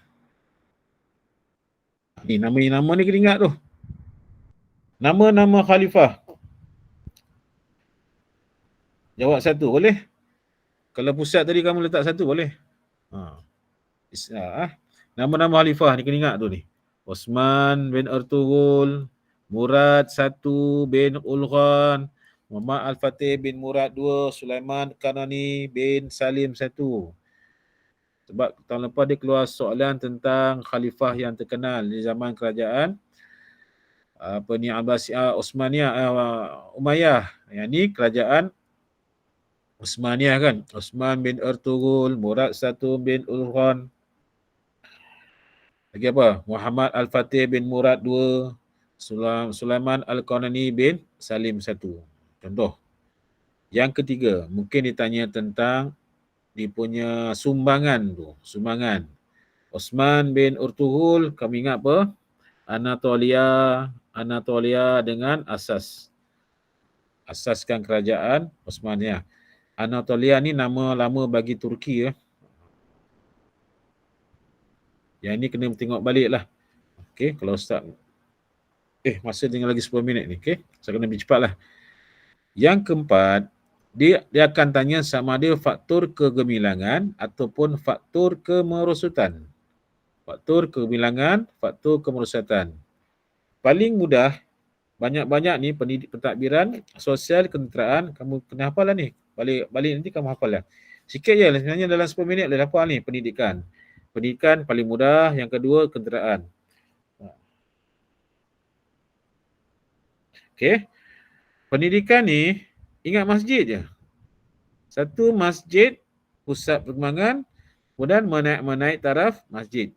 Pendidikan ingat masjid. Okey, masjid. Masjid sebagai pusat ilmu, masjid menaik taraf masjid. Yang kedua tentera. Ketenteraan ingat jihad, jihad dengan kebajikan. Jihad dengan kebajikan.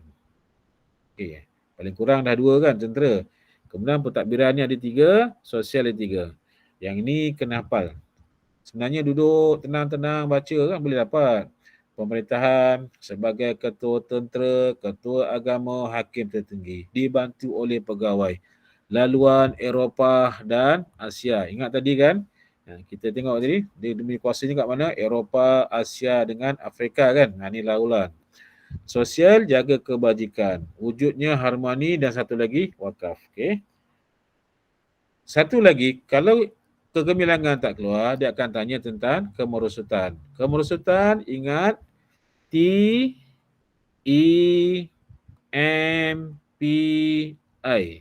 Ustaz ringkaskan jadi apa? TEMPI. Jadi TEMPI. Teknologi ketenteraan, ekonomi, kemerosotan ekonomi. Salah satu ya, buat dan beban hutang. Salah satu. Gerakan kemerdekaan, kelemahan sistem pendidikan dan persaingan politik dalaman istana tu. T teknologi, E ekonomi, M merdeka, P pendidikan, I istana. Okey. Dan akhir sekali mungkin dia tanya tentang apa ni iktibar tadi kan. Iktibar boleh ingatlah tu. 2 faktor kebilangan daripada aspek pentadbiran. Pentadbiran tadi kan. Pentadbiran apa tadi? Sebagai ketua hakim, ketua tentera tertinggi. Kemudian pentadbiran dibantu oleh pegawai takbir. Pentadbiran kan. Okey. Wis, kita masuk tokoh. Tokoh yang tinggal berapa? Tinggal 4 tu. Imam Abu Hanifah, Imam Malik, Imam Syafi'i, Imam Ahmad bin Hanbal, satu lagi Ahmad bin Ibrahim. Ustaz fokus tingkatan 4 ya. Mungkin sebab tahun lepas dia dah keluar tentang 5, tahun ni mungkin keluar tentang 4. Tapi kamu standby ya, tentang yang 5 tu Ahmad Ibrahim kena baca. Okey.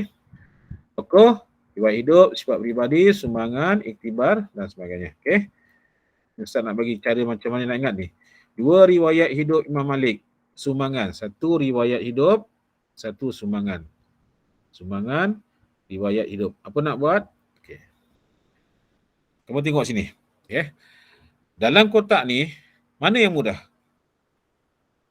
Yang pertama, perlu ingat nama lah, nama penuh. Yang kedua, kunyah. Kunyahnya apa dia? Abu Hanifah. Yang ni sama. Riwayat hidup. namanya Nu'man bin Sabit, namanya Malik bin Anas, namanya Muhammad bin Idris bin Syafi'in, namanya Ahmad bin Muhammad bin Hanbal. Yang tari lahir, tari wakaf ni, dia susah sikit. Apa nak buat? Tak apa, Ustaz bantu ni. Kamu duduk tenang-tenang, cuma ingat 80, 93, 150, 164.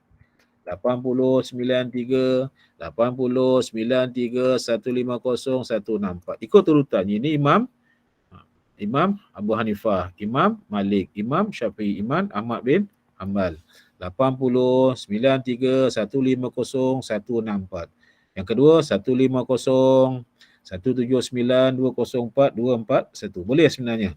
Ustaz dah pernah buat ni pada anak murid Ustaz dalam masa lebih kurang 10 minit. Dia orang nak boleh hafal nombor-nombor ni. Biasalah nombor kan. Berikan 80, 93, 150, 164. 150. Apa maksud Ustaz? Bila keluar tentang riwayat hidup, Nu'man bin Sabit, Malik bin Anas, Muhammad Idris, Muhammad bin Ahmad bin Hanbal. Apa ni je? Hanbal. 80, 93. Kamu note ya? 80, 93, 150, 164. 150 ini lahir. Ini wafat. Ini nama sebenar. Dan satu lagi letak apa? Letak yang akhir tu. Contoh, riwayat hidup Imam Abu Hanifah namanya siapa dia? Nu'man bin Sabit. Lahir 80. Tadi apa? 150. Kemudian kunyahnya Abu Hanifah. Abu Hanifah dia seorang je. Letak satu lagi yang ni. Yang ke-5 ni. Apa dia? Mana-mana riwayat hidup kamu letak yang 5 ni. Siapa dia? Seorang yang kuat ibadah dan sangat muliakan ilmu. Dua ni. Kuat ibadah, sangat muliakan ilmu. Dia salah satu je sebenarnya. Ada imam yang kuat ibadah, ada imam yang muliakan ilmu. Jadi kamu letak ni. Ayat ni sama je. Riwayat hidupnya yang terakhir seorang yang kuat ibadah, mana-mana tokoh Abu Hanifah ke, Imam Malik ke, Imam Imam Syafi'i, Imam Hanbal sama aja. Nu'man bin Sabit lahir tadi apa? 80. Ingat tu. 80, lepas 80 apa tadi? Nota tu 80, 93, 80, 93, 80, 93, 150, 164. Okey. Ini hafal banyak kali hafal Sama aja, okey. Contoh Imam Syafi'i namanya siapa? Muhammad bin Idris lahir pada 150, 204. Kunyahnya Abdullah, seorang yang kuat ibadah dan muliakan ilmu. Sama dengan Imam Malik. Nama Malik bin Anas 93, 175. Abdullah, nama yang sama tadi kan? Tokoh yang sama, yang akhir sekali pun sama juga. Okey, sekurangnya kuat muliakan ilmu. Yang ni beza sikit. Tapi mudah-mudahan kamu cintakan ilmu tu, dia termasuk dalam majlis ilmu ni, hadis tu. Sama ni. Okey. Yang kedua, sumbangan. Sumbangan kamu ingat pertama Hanifah. Yang kedua ingat buku tu. Faraid, Al-Muwatta, Risalah ataupun ingat Musnad. Yang ni ingat nama dia. Murid yang terkenal Abu Yusuf, Imam Ahmad di sebelah kan. Imam Ahmad orang sebelah. Ahmad ambil ni, Hanbal bin Ishaq ni. Hanbal bin Ishaq. Ahmad bin Hanbal, Hanbal bin Ishaq. Yang ni ingat Eropah, Mesir. Contoh Ustaz bagi contoh. Contoh. Ambil yang ini ingat ni. Faraid, Muwatta, Musnad. Abu Yusuf, ini kitab dia, karya. Ini nama murid. Murid terkenal ya. Terkenal. Okey, ambil ni. Murid terkenal. Okey. Eropah, Mesir. Eropah, Mesir. Contoh soalan. Contoh, sumbangan Abu Hanifah. Apa tadi? Abu Hanifah mengasaskan siapa? Mengasaskan mazhab Hanafi. Pengasas mazhab Hanafi, Hanifah. Okey. Yang kedua, kitab dia apa kitab tadi? Kitabnya Al-Faraid. Yang ketiga, anak muridnya Abu Yusuf. Ingat tadi yang awal tadi. Abu Yusuf, Imam Syafi'i, Imam Ahmad bin Hanbal, Hanbal bin Ishaq. Eropah. Mazhabnya tersebar dekat Eropah. Yang Asia Tengah ni kamu tak dapat tak apa. Paling kurang Eropah tu. Hanafi, Faraid, Abu Yusuf. Yang tadi, kena ingat. Yang ni boleh kamu ambil note ya. Yang ni ambil note ni. Note. Boleh dapat ni. Memang cepat. Sebab masa tinggal 2 minit ni. Ustaz bagi cepatnya. Ambil ya. Ambil slide apa. Ataupun kamu ambil gambar. Ataupun nanti boleh PM saya minta ni. Saya bagi slide ni. Tak masalah. Imam Malik. Siapa dia? Pengasas mazhab Maliki. Atta'. Imam Syafi'i. Muridnya kan. Kemudian Mesir. Semua Mesir kan? Imam Malik Mesir, Imam siapa lagi? Imam Syafi'i pun Mesir, Imam Ahmad pun di Mesir. Maliki, kalau Imam Syafi'i, mazhab Syafi'i, Musnad. Kemudian Imam Ahmad bin Hanbal, Mesir. Ahmad bin Hanbal, Hambali, Al-Musnad, Imam Hanbal bin Ishaq, Mesir. Okey. Iktibar dari tokoh ni. Apa dia? Kamu ingat ilmu je. Ilmu Ada berapa ni? 1, 2, 3, 4, 5. Ingat apa? Ingat ilmu. Tokoh. Yang tadi, tamadun kan? Tamadun tadi apa? Kalau kerajaan Khulafaur Rasyidin dengan Utsmaniyah kan? Pemimpin wibawa, lagi apa? Kemudian cintakan negara kan? Tapi kalau tokoh, kamu ingat ilmu je. Ilmu. Cintakan ilmu, sebarkan ilmu, amalkan ilmu. Satu, cinta, amal, kemudian sebar. Cintakan ilmu. Kita hendaklah mencintai ilmu. Supaya dunia berjaya, dunia akhirat. Kita hendaklah sebarkan ilmu. Kita hendaklah amalkan ilmu. Okey, habis dah. Okey, Ustaz pergi seterusnya sebab masa tak berapa nak cukup ni. Ustaz pergi yang akhir sekali akhlak ni.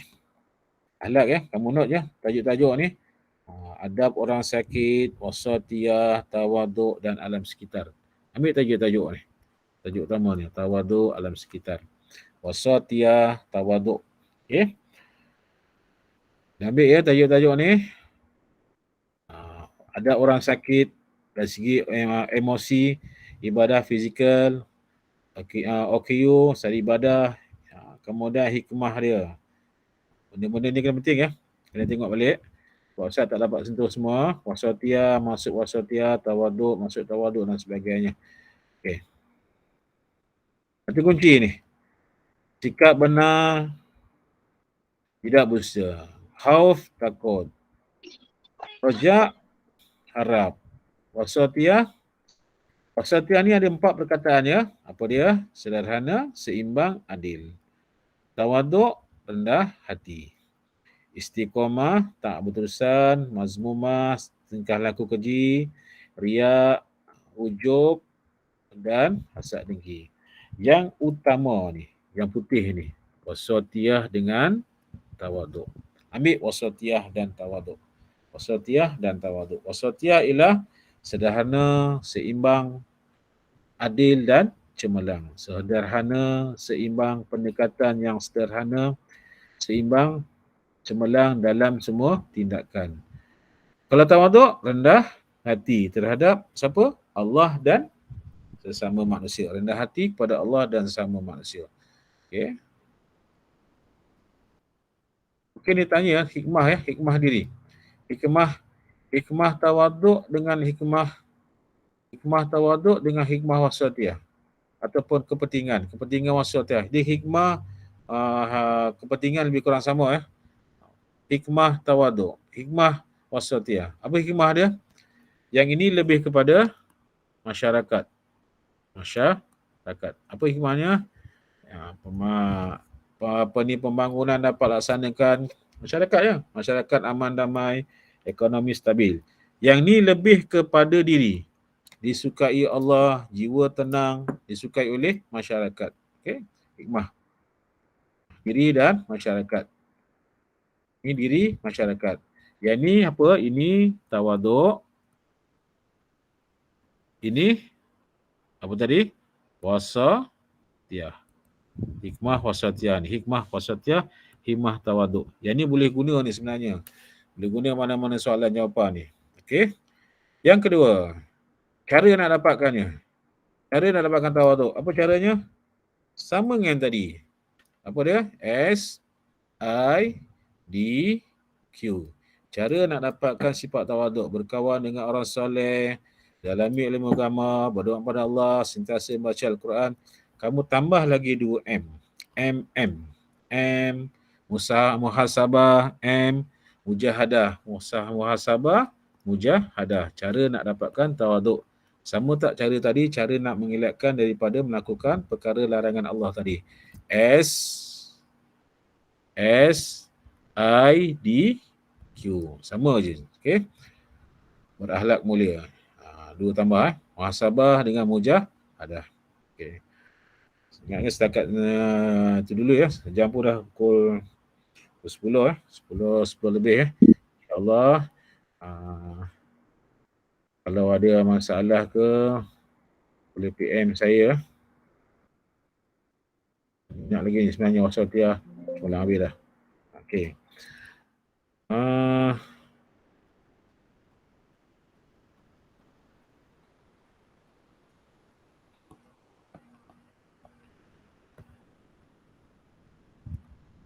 Okey. Ini nombor telefon ya, Ustaz Zul. Ni kamu satu sekolah ke sekolah berbeza ni sebenarnya? Tak tahulah. Salahnya. Ya. Nanti slide saya akan bagilah pada siapa lah. Ataupun saya bagi pada penganjur, tak apa. Nanti penganjur boleh kongsi slide kan. Okay. Satu Malaysia. Biasanya pada malam peperiksaan ya. Malam peperiksaan kita, kamu periksa hari apa? Hari Rabu kan? Hari Rabu, malam Rabu tu insyaAllah saya akan buat kuliah dengan berkelas ya. Dengan anak-anak murid ya. Bolehlah siapa nak join pada malam Rabu tu. InsyaAllah. Jadi Ustaz minta maaf ya. Segala kekurangan. Okey. Mudah-mudahan dapat manfaat pada diri dan diri kamu. Mudah-mudahan sedikit pengalaman Ustaz ya dapat membantu kamu dalam menjawab soalan SPM. Okay. Jadi setakat ni dah dululah stop sharing Alhamdulillah ramai ni. Okay. Terima kasih Ustaz. Sama-sama. Wah. Terima kasih Ustaz. Terima kasih Ustaz. Sekolah mana ni kamu ni sebenarnya? Banyak-banyak ni. Terima kasih Ustaz.